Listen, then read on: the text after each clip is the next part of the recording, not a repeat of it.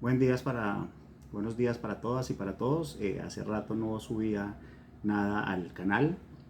Hoy quiero subir este corto video sobre los conceptos de la derecha, la izquierda y el centro en filosofía política. Entonces, como es ampliamente sabido en la teoría política, la distinción entre izquierda y derecha tiene un origen topológico.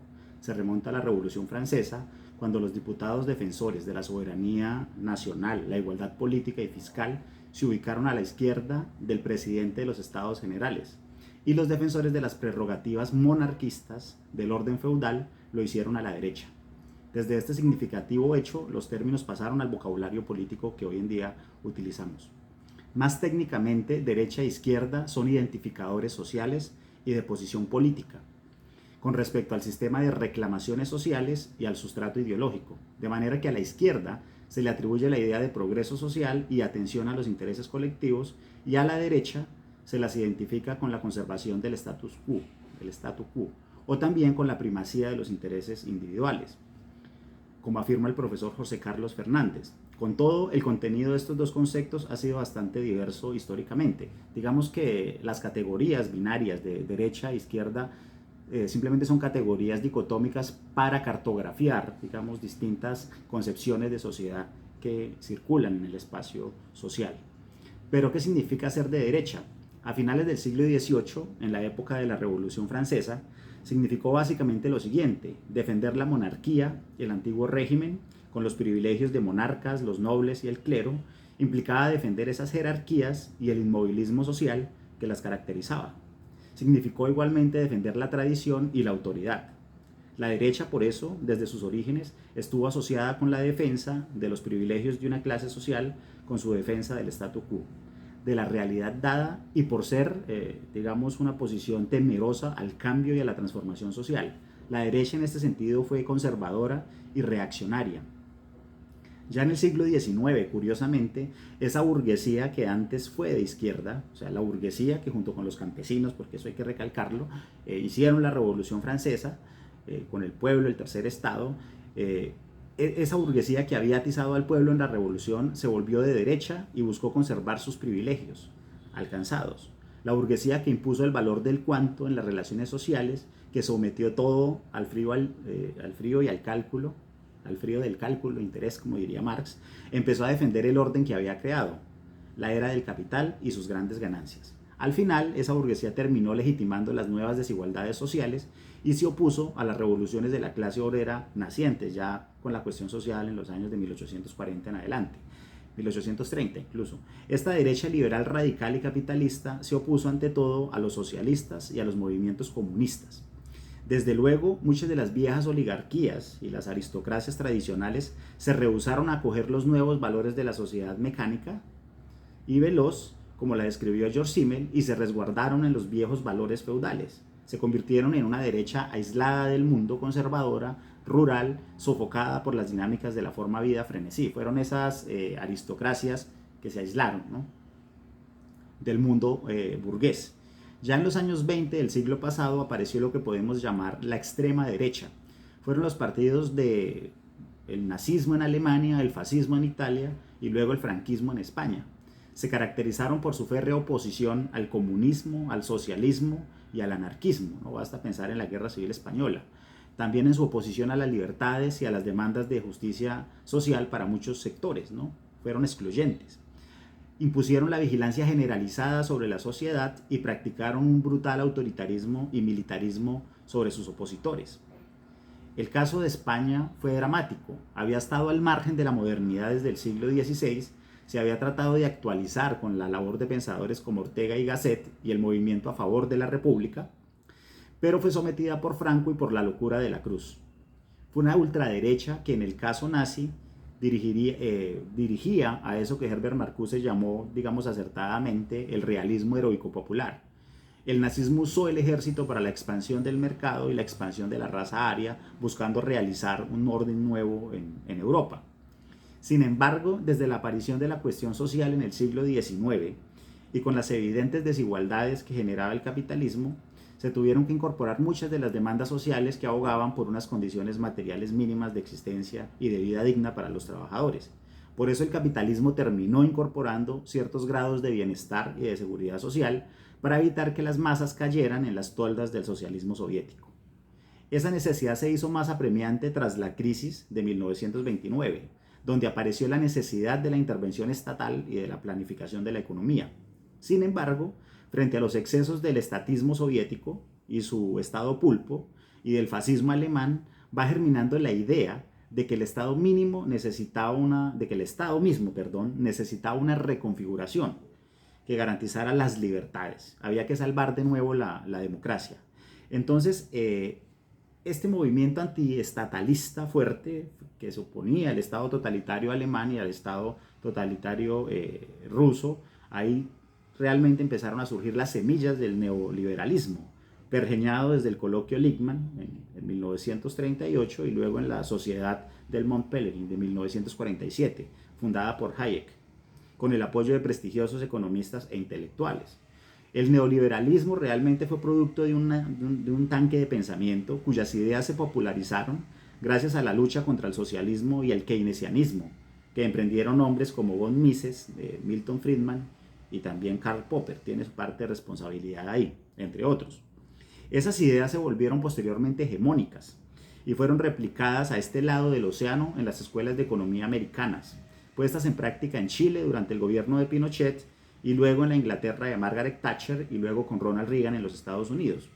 Quienes diseñaron el neoliberalismo pretendiendo defender la democracia frente al Estado opresor, terminaron metiendo en un solo costal al estatismo nazi, la estadopatía burocrática soviética y al Estado regulador del New Deal. Ahora, tras los breves éxitos producidos con el estado de bienestar en Europa, el estado que se había forjado a partir de los 30, ¿no? En la llamada edad dorada del capitalismo a partir de 1970, cuando se prometía pleno empleo y todo esto, a partir de ahí, tras el fracaso de eso, porque se terminó viendo como un fracaso, se impuso la derecha neoliberal. Es la derecha vigente o neoderecha, que le quita las obligaciones sociales al Estado y que concibe al individuo como un sujeto de rendimiento, en permanente optimización, un individuo que invierte en sí mismo, en sus hijos. Es la derecha, digamos, compatible en gran parte con las transformaciones producidas por la llamada posmodernidad y sus loas al hedonismo consumista, al narcisismo, la insolidaridad social, la explotación de sí mismo, el exitismo y el tan cantado empoderamiento o emprendedurismo, ¿no? Esa derecha pone al Estado al servicio del mercado. No es que el Estado desaparezca en el neoliberalismo, es que el Estado, es que el Estado regula y regula al favor del capital.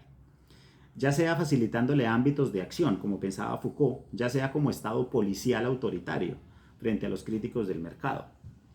Es la derecha que se opone a la inversión social, a los subsidios, a los beneficios para quienes están en desventaja en la sociedad.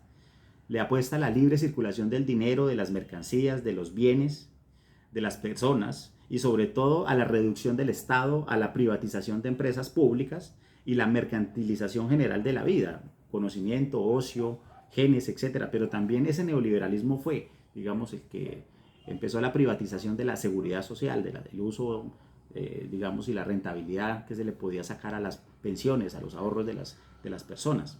Entonces, en la actualidad, esa neoderecha, digamos, heredera ya de los años 70, toma avisos fascistas y xenófobos y acude a los afectos inmunitarios como mecanismo de defensa de sus privilegios y del statu quo. Los ejemplos típicos, digamos, recientes fueron Bolsonaro y Donald Trump.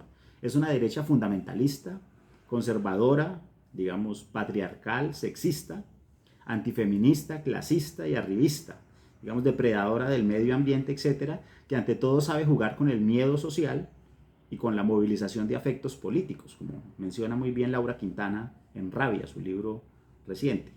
Es la derecha de la democracia, para usar la expresión del escritor Carlos Fajardo.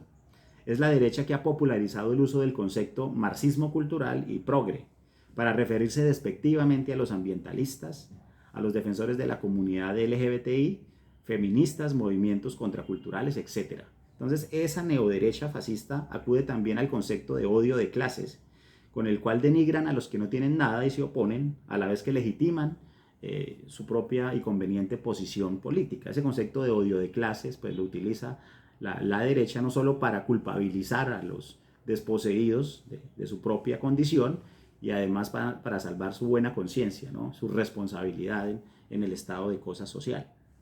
La derecha entonces es un grupo social, digamos, puede verse como unos partidos, también un espectro ideológico, donde hay un conjunto de ideas caracterizados por la validación del orden neoliberal en la actualidad, con sus nocivos efectos sociales, y la defensa de las corporaciones, las multinacionales y la acumulación capitalista como único horizonte. Esa defensa la justifican de paso en el securitismo, que se ha venido tomando el mundo pues, desde la destrucción de las Torres Gemelas. Esta defensa la justifican de paso en ese securitismo, el cual se ha convertido lentamente en un gran panóptico. Es un sector político también negacionista, en muchos casos, del cambio climático, sin responsabilidad alguna frente a las generaciones futuras. Es en realidad, digamos, el régimen intelectual del darwinismo social. Así puede caracterizarse a esa neoderecha actual. Ahora la izquierda, ¿qué ha pasado con la izquierda? ¿Qué ha sido de la izquierda? Desde la Revolución Francesa, la izquierda enarboló la transformación social y le apostó al derrumbe de las viejas estructuras feudales, jerárquicas. Esa izquierda fue en ese momento crítica de la tradición, fue crítica de la autoridad y de la injusticia, ¿sí? Y sobre todo esa izquierda tuvo algo muy interesante que ver, o lo que se asocia a la izquierda en ese momento, y es que mostró que los órdenes sociales no son órdenes sociales naturalizados, sino que son como construcciones humanas, y hacer construcciones humanas producto de la práctica histórica humana, pues pueden ser también revertidos, deconstruidos, cambiados. Entonces, a mediados del siglo XIX, esa izquierda estuvo representada por los movimientos obreros, por los movimientos sindicales, anarquistas, digamos, y por un movimiento republicano, ¿no? Que enarbolaba el igualitarismo, digamos, la expansión democrática de los derechos. En este siglo, igualmente, la izquierda estuvo encarnada por los movimientos cooperativistas y también estuvo en cabeza de pensadores utopistas como Charles Fourier, Proudhon, Louis Blanc, Marx, Engels. Esta izquierda tenía una clara preocupación por la desigualdad social y por la injusticia, y para remediarla propusieron desde reformas cosméticas, digamos las reformas habituales, hasta las revoluciones, como en el caso del marxismo. El caso de Marx es sintomático, ¿no? Según su diagnóstico, un hombre libre, no sometido a la servidumbre, no esclavo de sus necesidades, y un hombre dueño de sí, de su mundo, es incompatible con el capitalismo y su obsesión por el aumento de la tasa de ganancia y la acumulación. Obsesión que llevaría a este modo de producción, decía Marx en El Capital, a destrozar al hombre mismo y a la naturaleza misma. La izquierda estuvo por esa época representada por el movimiento obrero, las ideas socialistas, comunistas, el anarquismo, como ya dije. Pero una vez llegada la Revolución Rusa en 1917 y tras la muerte de Lenin en 1924, esa izquierda se tornó, digamos, extrema y totalitaria, acrítica, que terminó renegando de los viejos principios, básicamente. La experiencia soviética fue fatal para la izquierda mundial, hay que decirlo. Hecho que los agiotistas liberales y neoliberales después pues supieron aprovechar muy bien en términos propagandísticos para desacreditar a los movimientos de izquierda. La izquierda soviética en el poder realizó su propio sabotaje, delegitimando los intentos revolucionarios que se estaban dando alrededor del mundo, hasta dejarle el camino libre ya con la caída del muro de Berlín a la neoderecha, neoliberal. Desde comienzos del siglo XX se hizo claro, pues, que pueden existir o coexistir derechas e izquierdas totalitarias, así como hoy reconocemos la existencia de populismos de derecha y de izquierda. Bueno, visión que no comparte Luciana Cadagia, pero digamos que hay una tendencia a reconocer esa existencia de esos posibles populismos, ¿no? Dicotómicos del populismo. Frente a estos excesos de la izquierda stalinista, ya en la segunda mitad del siglo XX, después del Mayo francés del 68, se volvió a hablar de una nueva izquierda, digamos. Y aquí está muy involucrado el filósofo de la escuela de Frankfurt, Herbert Marcuse. Esa nueva izquierda de la que se habló es, diría yo, la izquierda de hoy, porque fue una izquierda defensora de la igualdad social, como siempre, crítica de los privilegios, defensora de los movimientos sociales, contrasistema y contraculturales. Los partidos, ahí hubo partidos, la pretensión de organizar un partido, también se involucraron ahí las personas y las ideas que defendieron el ambientalismo en la época, el feminismo, el animalismo, ¿no? que se opuso a la guerra y al uso de las armas atómicas, al militarismo, a todo lo que estaba pasando en Vietnam. Entonces es la izquierda enemiga también del colonialismo, del imperialismo y crítica del racismo y el militarismo.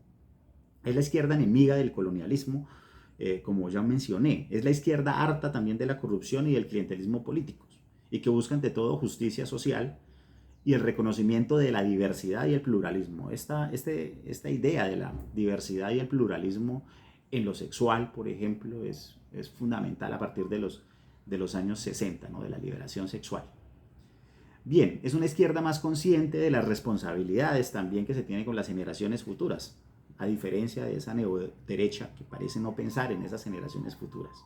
En conclusión, si bien hay más matices en esa distinción, porque son categorías, digamos, para cartografiar lo social, y lo social es mucho más diverso y complejo, entonces si bien hay más matices en esa distinción, resumiría el asunto diciendo que mientras la derecha es una ideología condescendiente con las dinámicas de competencia que genera desigualdad social y pobreza, la izquierda es un sistema de ideas que le apuesta a la instauración de un régimen vitalista en sentido amplio, incluso inclusivo, ¿no? Y defensor de la diversidad y de la justicia social.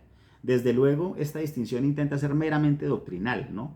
Pues en el ámbito real rara vez los principios operan incontaminados y las prácticas y palimpsestos ideológicos pues suelen ser mucho más complejos.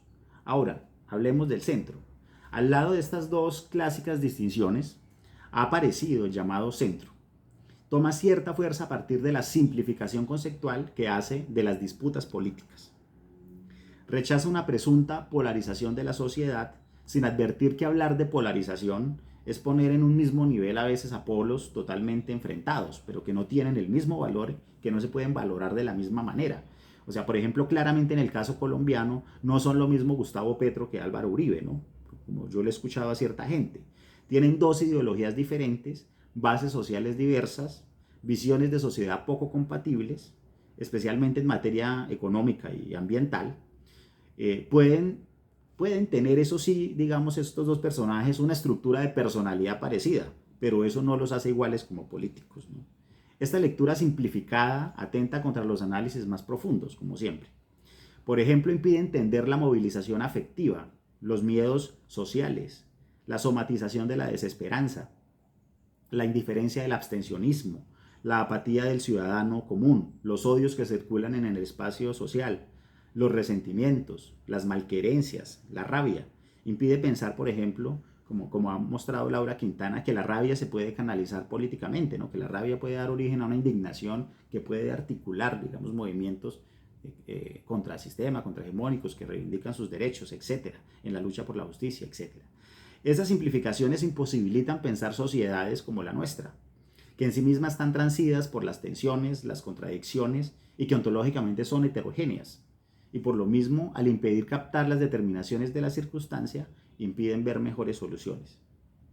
Ahora, ese centro político realmente es elástico e indefinido, porque se mueve en un espectro donde puede captar y capturar contenidos que están en disputa en la sociedad. Tiene la desventaja de querer tener contento a todo el mundo, además de simpatizar con todos, con lo cual puede caer en el oportunismo fácilmente.